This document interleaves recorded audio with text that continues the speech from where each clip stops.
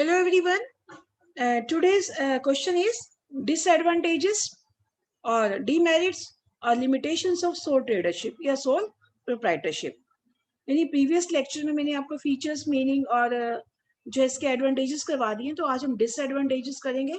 इसे डीमेरिट्स और लिमिटेशंस भी बोला जाता है. तो कोई भी क्वेश्चन तो आंसर विल बी सेम. तो इसके 4 पॉइंट्स है. Point 1 is limited resources. कहते कि जो सोल ट्रेडर है उसकी सबसे बड़ी ड्रॉबैक क्या है, कमी क्या है, ड्रॉबैक्स भी बोल सकते हैं इसे हम.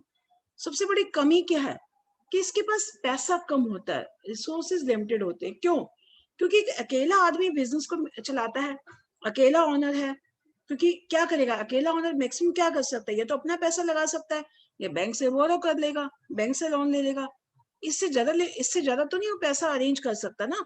तो यानी सोल ट्रेडरशिप की एक लिमिटेशन है, इसके पास पैसा कम होने की वजह से इस बिजनेस को एक्सपेंड नहीं किया जा सकता, बढ़ाया नहीं जा सकता. तो सबसे बड़ी ड्रॉबैक है. नाउ राइट इट डाउन बेटा. इन सोल प्रोप्राइटरशिप फर्म, इन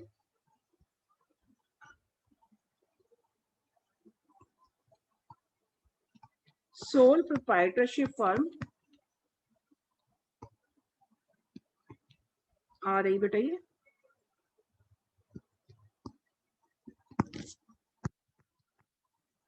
इसमें क्या होता है बेटा, सारा पैसा कौन लगाएगा, अकेला ओनर खुद लगाएगा या क्या करेगा, बैंक से बोरो कर लेगा. ठीक है, उसमें क्या करेगा, यानी in sole proprietorship firm finance, dot लगा के लिखो बेटा, फाइनेंस इज सप्लाइड, ये खुद सप्लाई करता है, बाय द ओनर इटसेल्फ या himself, by the owner himself. और क्या होगा, या फिर क्या कर सकता है वो, या तो अपना पैसा लगा सकता है और क्या कर सकता है, ऑल्सो बोरिंग कर सकता है, ऑनर हिमसेल्फ. ठीक है, और फ्रॉम हिज वेल्थ भी लिख सकते हो, अगर नहीं भी लिखो तब भी एक ही बात है, फ्रॉम हिज वेल्थ, क्योंकि अपनी वेल्थ से तो लगाएगा, या तो अपने पैसे से लगाएगा या फिर कहां से लेगा, लोन लेगा, और फ्रॉम बोरोइंग्स. ठीक है, या तो अपना पैसा लगाएगा या पैसा उधार भी ले सकता है. तो इससे क्या नुकसान है, इससे जो सबसे बड़ी नुकसान क्या है कि जो उधार लेगा, बोरिंग करता है, तो उसमें भी एक लिमिटेशन है. बैंक इतना उधार नहीं दे देता बेटा. अगर बैंक से उधार लिया जाता है तो उसकी लिमिटेशंस है कि पर्सन को जो क्रेडिट रेजिंग कैपेसिटी उसकी लिमिटेड होती है. तो इससे क्या होता है कि इससे बिजनेस की ग्रोथ भी रुक जाती है, और क्या होता है, और जो है बिजनेस को जो मॉडर्नाइज करने में, एक्सपेंड करने में भी दिक्कत आती है. तो इसका क्या है, there is a limited growth, ये लिमिटेड जो है इसकी ग्रोथ होती है. There is a limit to a credit raising capacity. ये सबसे बड़ी ड्रॉबैक है, ये ड्रॉबैक है बेटा ये. There is a limit to the credit raising capacity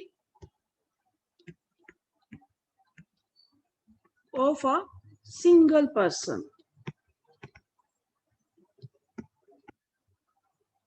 इससे क्या होगा, तो इससे नुकसान क्या हो रहा है, a point, this reduces the scope of growth,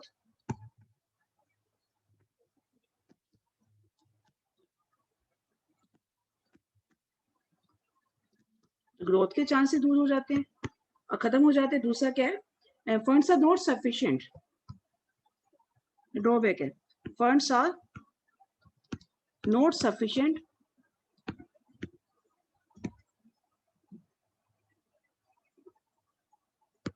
medium size.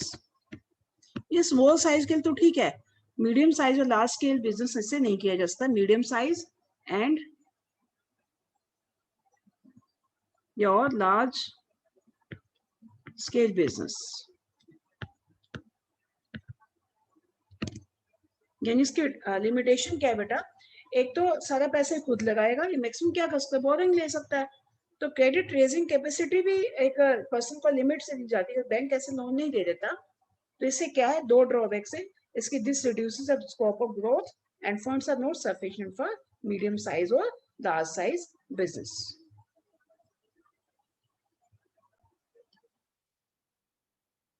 Now second point is limited life of a business.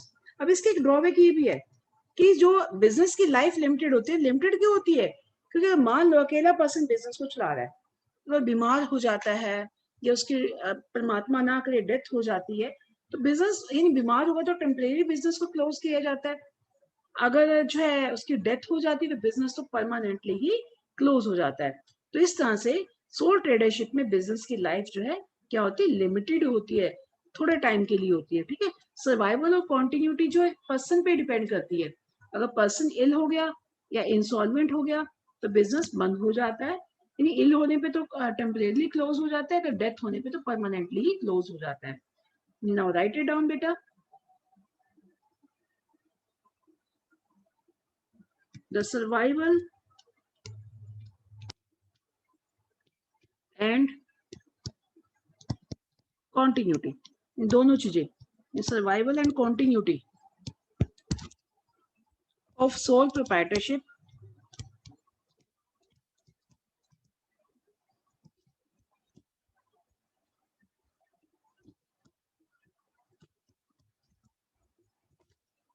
किस पे डिपेंड करती है? Depends upon one person only.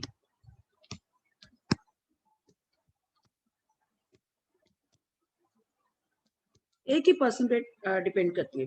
अगर पर्सन बीमार हो जाता है, इंसॉल्वेंट हो जाता है, तो अगर बीमार हो गया, इंसॉल्वेंट हो गया तो बिजनेस को बंद करना ही पड़ता है। इफ, अब इसको मेन हाईलाइट करना बेटा इस पॉइंट को, इफ अ पर्सन फॉल्स इन, बीमार हो जाता है, और इंसॉल्वेंट, इंसॉल्वेंट पता है क्या होता है बेटा? जब किसी पर्सन के पास डेट्स ज्यादा होते हैं, उसकी एसेट कम होती है, उसे बोलते हैं इंसॉल्वेंट। इंसॉल्वेंट क्या होता है? दिवाला निकलना। दिवाला निकलने से बोलते दिवालिया भी वर्ड बोल देते हैं। ठीक है, तो उस केस में थोड़ी सी मुश्किल हो जाती है।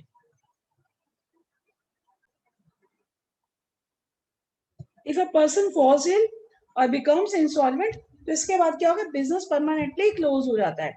If a person falls in और becomes insolvent, then business may come to an end. Then the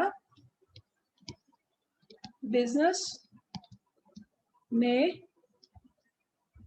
come to an end. ठीक है, तो बिजनेस बंद हो जाता है। This is the second point. Now third point is unlimited liability. Third point is unlimited liability.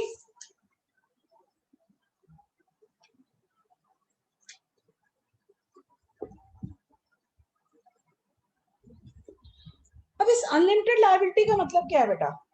Unlimited liability का मतलब ये है कि जब किसी अनलिमिटेड यानी लायबिलिटीज की जहाँ लिमिटेशन ही नहीं है, यानी अगर फर्म में अगर बिजनेस में लॉसेस होते हैं तो उसे मतलब अगर बिजनेस की एसेट इनफ नहीं पड़ती तो उसे अपनी पर्सनल प्रॉपर्टी भी बेच के डेट को चुकाना पड़ता है। This is known as unlimited liability. तो ये पॉइंट आपने फीचर्स में भी पढ़ा था बेटा, तो सेम पॉइंट यहाँ पर भी आ गया, अनलिमिटेड लायबिलिटी। तो फीचर्स में क्या होता है बेटा? एडवांटेजेस और डिसएडवांटेजेस दोनों के पॉइंट होते हैं, बट यहाँ पर आपके एडवांटेजेस में एडवांटेजेस के पॉइंट और फिर इसको सेग्रीगेट किया जाता है। कुछ पॉइंट्स तो बिल्कुल कॉमन ही होते हैं, सेम होते हैं, जो दोनों जगह पर ही लिखे जाते हैं। तो अनलिमिटेड लायबिलिटीज का मतलब क्या है कि इसमें जो सोल प्रोप्राइटर की जो लायबिलिटी है वो अनलिमिटेड है, यानी अगर उसकी पर्सनल प्रॉपर्टी थोड़ी पड़ती है डेट को चुकाने के लिए, तो सॉरी बिजनेस की प्रॉपर्टी थोड़ी पड़ती है, उसे पर्सनल प्रॉपर्टी भी सेल करनी पड़ सकती है। नाउ राइट इट डाउन बेटा। The proprietor has unlimited liability.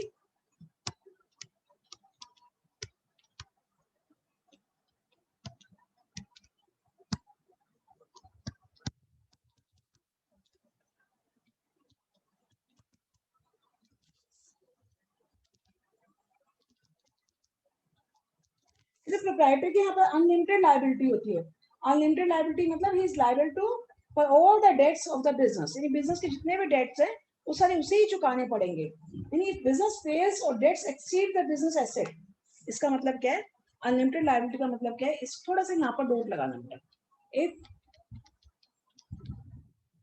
Business fails, अगर बिजनेस फेल हो जाता है यानी लॉसेस हो जाते हैं, और डेट्स एक्सीड्स, ये डेट ज्यादा हो जाते किससे, द बिजनेस एसेट से।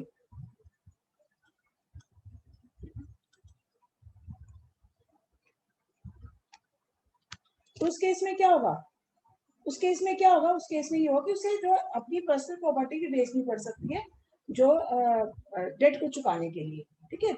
उसे जो डेट को he has to sell, in that case he has to sell his personal property to pay off the debts. If business fails or debts exceeds the business assets, then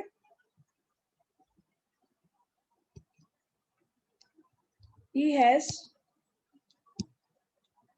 to sell his personal property to pay off the debts. जितना भी dates का कर्ज जो उसके ऊपर चढ़े हुए हैं, लोन चढ़ा हुआ है, तो उसे देने के लिए उसे पर्सनल प्रॉपर्टी भी सेल करनी पड़ सकती है, ठीक है। तो इसका जो है अनलिमिटेड लायबिलिटी का उसका इनोवेशन पे, उसके बिजनेस के एक्सपेंशन पे बहुत ज्यादा इफेक्ट पड़ता है। बस इतना ही काफी, आपने इतना ही लिखना है इसमें। Now fourth last point is limited managerial skill, यानी कि जो सोल ट्रेडर है, अकेले आदमी में सारी स्किल्स नहीं हो सकती, यानी मैनेजरियल स्किल्स भी इसमें लिमिटेड होगी, क्योंकि सभी qualities, all the qualities can not be retained in a single person. ये एक अकेला आदमी सभी क्वालिटीज में परफेक्ट नहीं हो सकता, उसमें सभी तरह की क्वालिटीज नहीं हो सकती। तो यानी एक सबसे बड़ी ड्रॉबैक क्या है कि एक सिंगल प्रोप्राइटर में मैनेजरियल स्किल्स जो लिमिटेड होती है। नाउ राइट इट डाउन बेटा, इन sole proprietorship firm,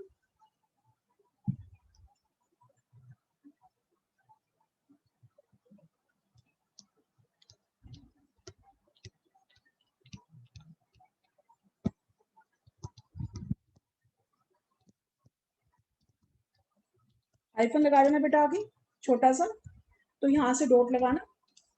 all the activities are perform by the single individual, all the activities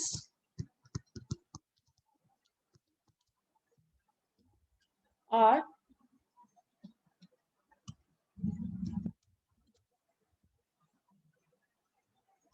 performed by single individual.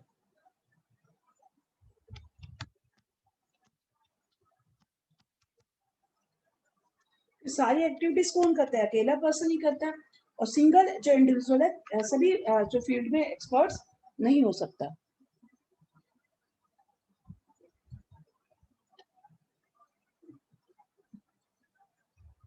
A single individual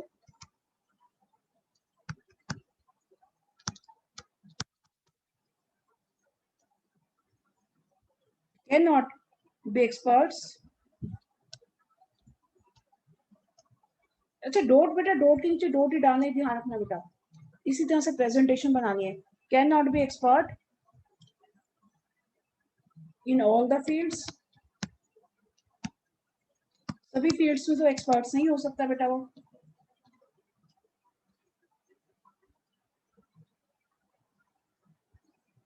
तो सबसे बड़ी difficulty क्या है, तो it is very difficult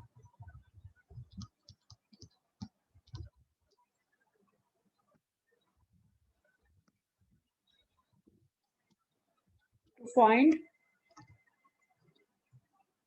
all the skills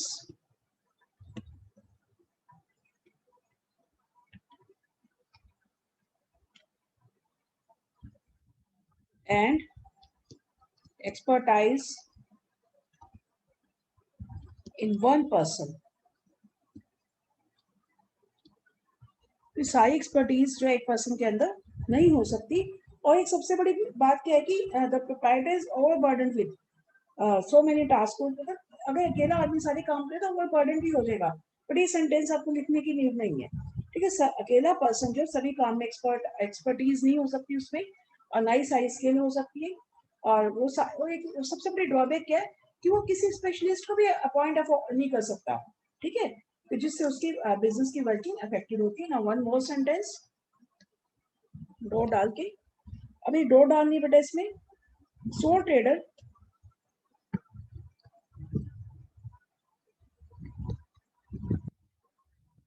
can not afford to appoint appoint है बेटा POINT नहीं है ऐसे बच्चे।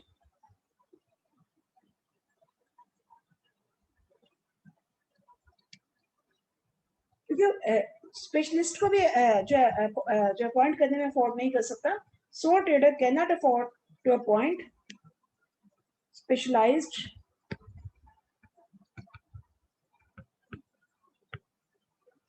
And expert employees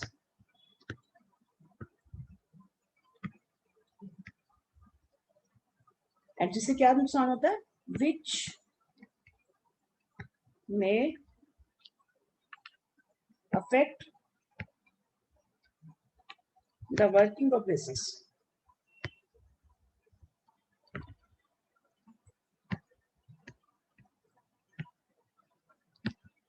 So these are the 4 points of limitations of sole tradership.